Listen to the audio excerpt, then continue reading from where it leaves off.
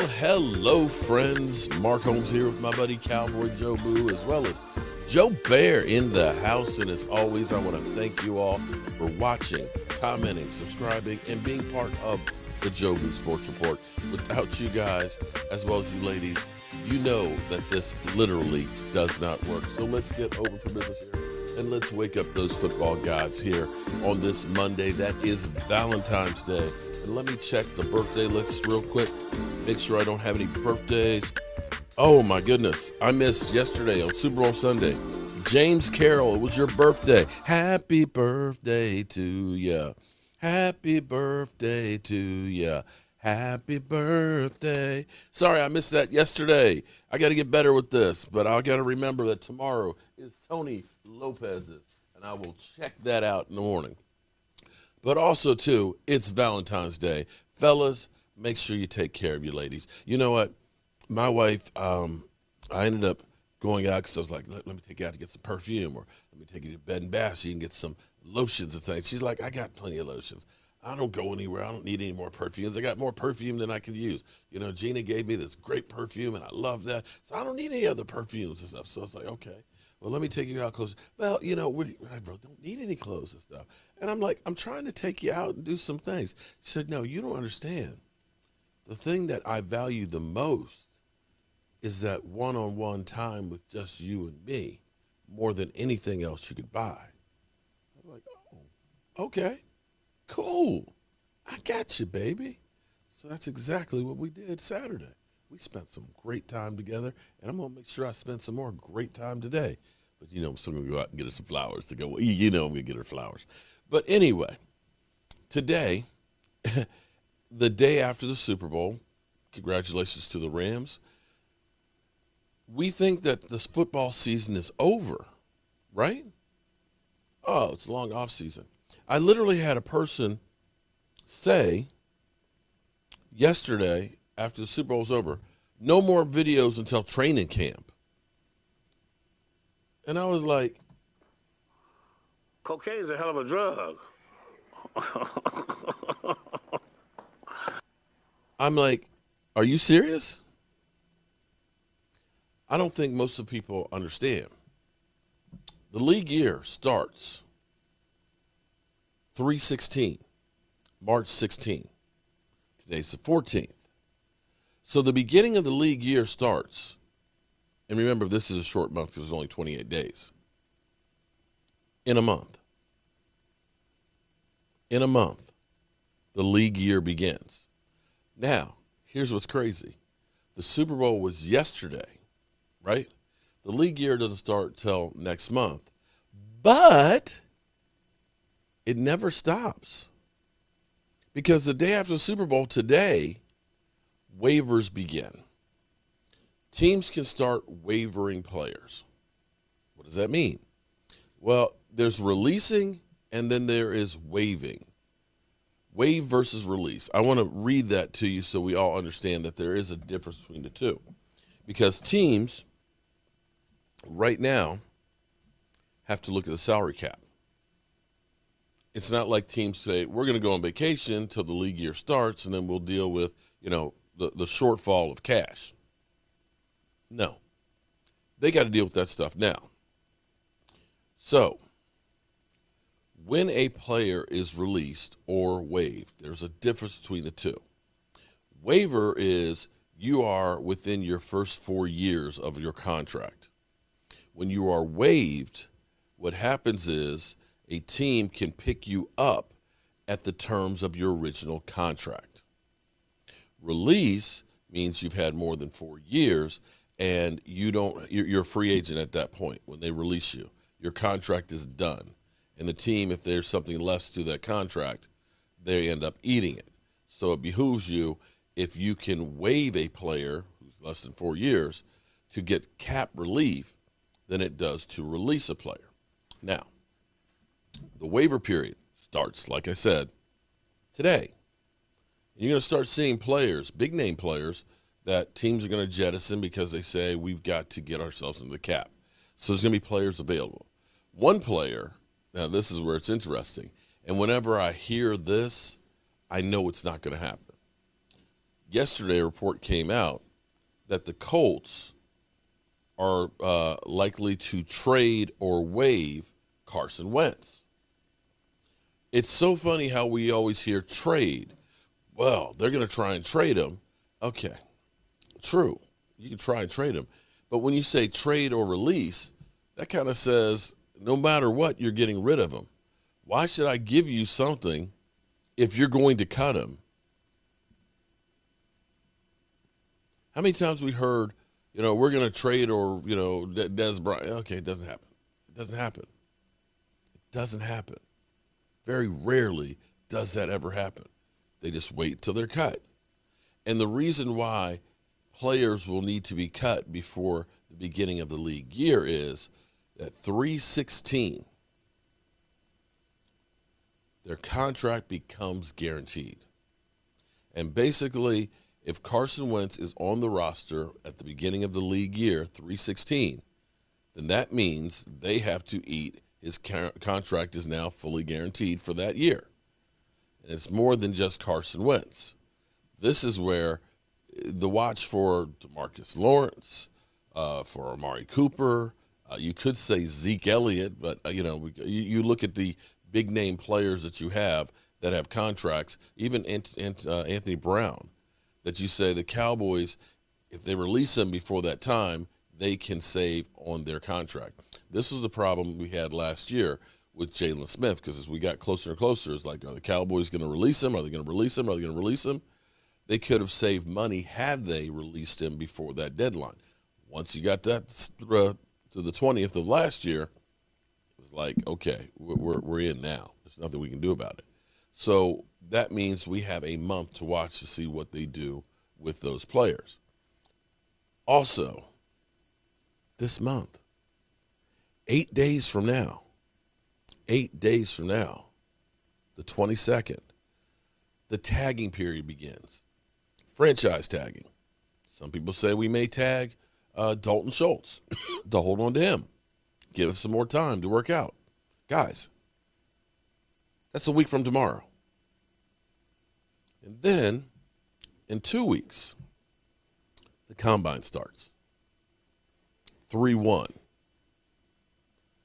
Following week, the end of the tag deadline, and then on the 14th, you have legal negotiations, legal tampering for free agents. So, this month is the make or break month for building your team. Everything that you're going to do for the season is going to be determined by the directions you take now. Now, we can look at what's happened in the last two Super Bowls. You can literally say the last two Super Bowls were bought. Let's call it what it is. The Rams had players, boom, that weren't on that team the year before, from Matthew Stafford to Von Miller to Odell Beckham Jr., as well as others. They said, we're going all in. We're going to get all these players in here now. We don't care what it costs us in the future. We are pointing to winning that Super Bowl right now. You could look at Tampa Bay the year before, bringing in Tom Brady, Gronk, as well as others that came through. And it was like, we are all in on trying to win the Super Bowl right now. And that seems to be now the new thing, of course. And you could even look at the Cincinnati Bengals, who had 7 new starters on defense. 7. And in some regard, if you take a look at the Dallas Cowboys, where our defense went from being 29th to 7th, we had very few players on that roster on defense that were their starters before. You had D-Law, who missed half the season. You had Randy Gregory, who wasn't a full-time starter. He was not a starter last year, any game the year before. You can look at Gallimore, who played some down the stretch of his rookie year. Tristan Hill was injured. And your linebackers, you had Jalen Smith for a while, but we got rid of him. Van Der Esch was one of the few you brought back. Diggs was only a second-year player. Jordan Lewis was brought back, and Anthony Brown. But other than that, we ended up bringing in all this new blood. that ended up helping us. And this may be the thing for quicker turnarounds. The thing about the Cowboys is, I'm trying to remember what movie it was, but basically they said, never get high on your own supply. Cocaine's a hell of a drug.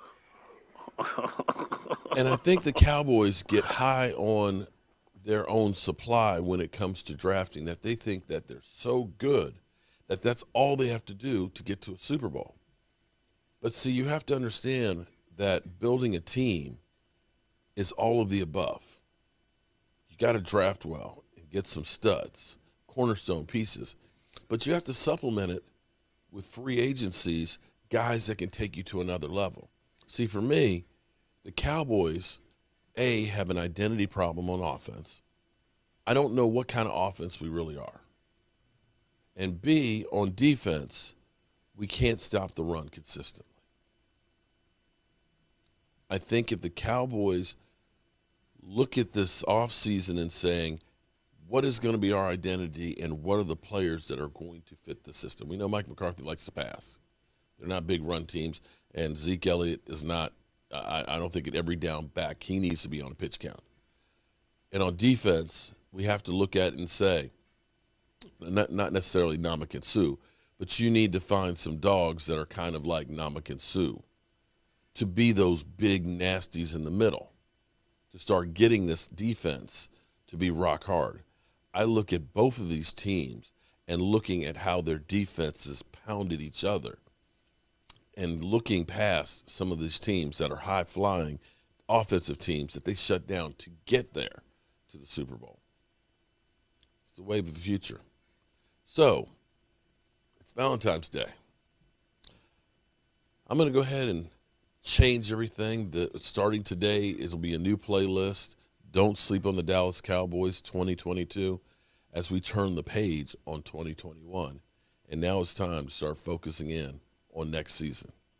We got a long ways to go. I don't know if I want to reset the clock to the beginning of the season. You leave me a message below and let me know if you agree with that one or not. If you actually want to see, I think it's like 206 days or something like that. Whew. But we're going to look back with Rich Eisen. I've fallen in love with this show. Him talking about the Hall of Fame class that I have seen is disappointment. Disappointment from fans and many members of the media. Disappointment. And the reason why, I imagine, is all the first-time eligibles didn't make it. None of them. These are all guys that got passed up in their first chance, and the guys include Andre Johnson, who is, without a doubt, the best receiver in the history of the Houston Texans, and will be for a very long time, certainly now that DeAndre Hopkins has moved on, and was absolutely considered by all of his peers as head and shoulders above virtually everyone else. DeMarcus Ware, one of the greatest pass rushing, if you will, outside linebackers, he didn't make it either. And when a Hall of Fame class is missing first ballot Hall of Famers, it feels less than. I'll be very honest. I've been covering a bunch of them. But what this class is, in my estimation, even though Andre Johnson and also DeMarcus Ware didn't make it, just to name a couple of the first ballot guys, what is in fact missing is what in fact this class is a group of players who, even though you may not have had them on your fantasy team because they're not position players like that, or may not have been somebody that you think at the time was the best of the best of the best, but over the history of their careers, amongst their peers, considered exactly that. Absolutely. You ask any member of the HOF, certainly there last night, and I heard them all talking about it. Bryant Young. Yep. Beast. Richard Seymour. Monster. Okay. The Pats run a 30. Sam Mills, okay. God bless. Obviously, a lot of people don't remember him, and he's been gone a while. He was the man, though. And Leroy Butler. Yeah. Mr. Lambeau Leap himself. Leap, man. Okay. These guys, along with Tony Baselli as well. Who's been waiting a while. These guys, all of them considered by their peers dominant players worthy of selection in the Pro Football Hall of Fame. Now, are there other Hall of Famers who feel differently? Maybe so. But I didn't hear it last night in the green room, getting ready to front that announcement. And it's kind of like a lot of house cleaning in that respect. Yeah. There's a bunch of people that have been waiting. And I know that should include Torrey Holt. I think he is a Hall of Famer. Yeah. And they're really particular, these selectors, very particular, very, very particular on bestowing first ballot Hall of Fame status for some reason on wide receivers. Mm-hmm. Like Andre Johnson, is he one of the best of his generation? Check. Absolutely. Is he the best in the history of his franchise? Check. Is he better than Randy Moss and Jerry Rice, who are first ballot Hall of Famers? That's when some selectors will go,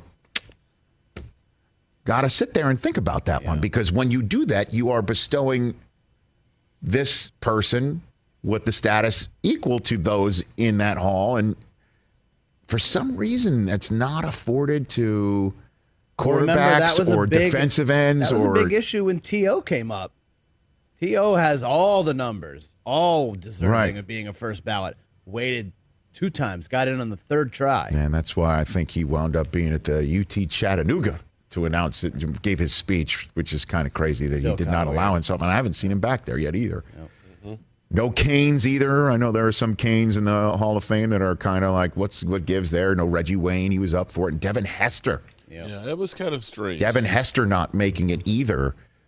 And the reason for that, if I have any interpretation, would be folks do not consider in the selectors room returners deserving, I guess, of first ballot Hall of Fame status, even though if this was the Hall of Fame of returners, and it should be because they're football players, Devin Hester is that greatest ever at that position, especially since I remember being there in 2007, 2006 calendar year in Miami. It was Bears, it was Colts, and this is, you can't tell the story of the Super Bowl without this, even though the Bears got waxed in the rest of that game with Rex and now Texans head coach Lovie Smith. The whole stadium, the entire stadium, I remember it, was sitting there saying, no way are the Colts going to kick this thing off to Devin Hester.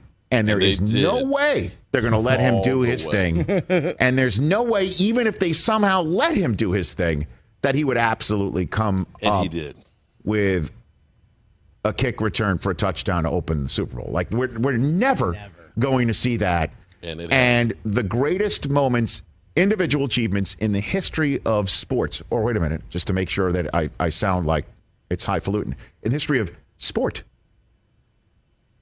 The greatest ones are when you expect something to happen and it then does. How rare is that? Very rare. And Hester did it. And it still didn't matter. But, on that night when it all came out in the wash, Hester's going to get in one day, but he's not a first ballot guy. And I know his advocates are real ticked off about that. Coach Prime being one of his biggest advocates. Yeah. And that's the thing about this, because you have to look at Devin Hester as the best special teams player out there ever. And in that category, there's nobody else that did what he did. And for him not to be that first ballot, I can understand maybe DeMarcus Ware. I can understand. Some people will say that maybe some of those sacks were empty calories because it was with the Cowboys or some bullshit like that. But Devin Hester definitely did. But, hey, it's all subjective. And, Cowboys will never get an even shake. But here's, of course, the funny thing, that right now the Super Bowl odds for next year are already out. And the Cowboys are 1,200 to 1 right now, the 5th highest to go. So, of course, the expectations are always there for the Cowboys, and everything will be scrutinized as usual. But, hey, NFL doesn't make it without the Dallas Cowboys. And with that being said, we're going to roll up out of here and get to work.